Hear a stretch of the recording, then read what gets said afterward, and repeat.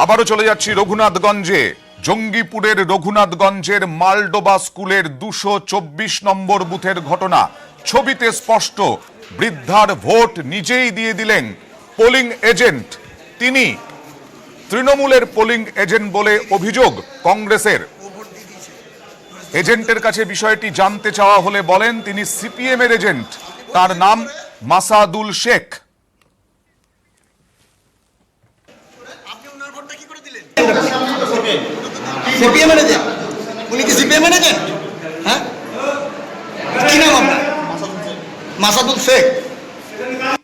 অশীতিপর বৃদ্ধার হয়ে ভোট দিলেন ওই ব্যক্তি মাসাদুল শেখ, তার নাম বললেন।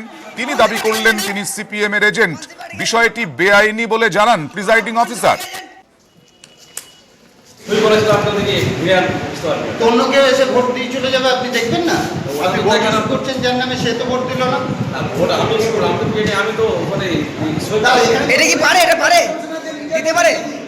সেই জায়গায় হুইল চেয়ারের অ্যারেঞ্জমেন্ট পর্যন্ত নেই। আপনি দেখলেন যে অন্য কেউ এসে ভোট দিয়ে দিল, এটা কি করে সম্ভব? ভোট দিয়ে গেল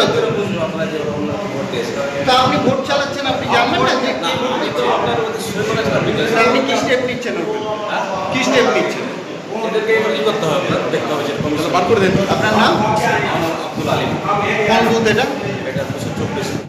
প্রিজাইডিং অফিসার জানালেন তিনি বেআইনি। বিষয়টি বলছেন তিনি বেআইনি, কিন্তু কি করে তার সামনে দিয়ে এরকম ভাবে ঘটনা ঘটলো? আর যার ভোট দেওয়াকে নিয়ে এত কাণ্ড, তিনি এ বিষয়ে কোনো কথাই বলতে পারলেন না অশীতিপর বৃদ্ধা। কি হয়?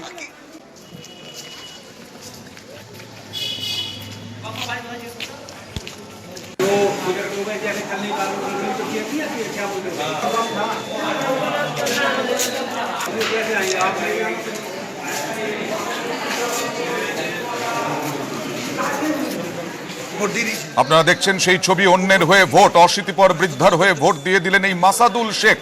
তার নাম বলেছেন মাসাদুল শেখ। তিনি দাবি করেছেন তিনি সিপিএম এর এজেন্ট, এই পোলিং এজেন্ট। যদিও কংগ্রেসের দাবি তিনি তৃণমূলের এজেন্ট।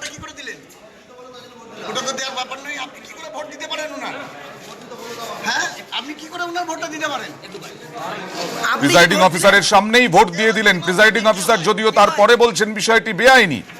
আপনি ভোট দিয়েছেন? কংগ্রেস কি বলছে দেখে নেওয়া যাক।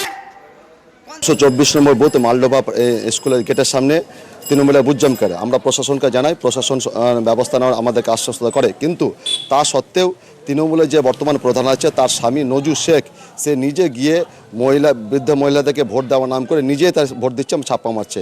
এটা আমার সঙ্গে সঙ্গে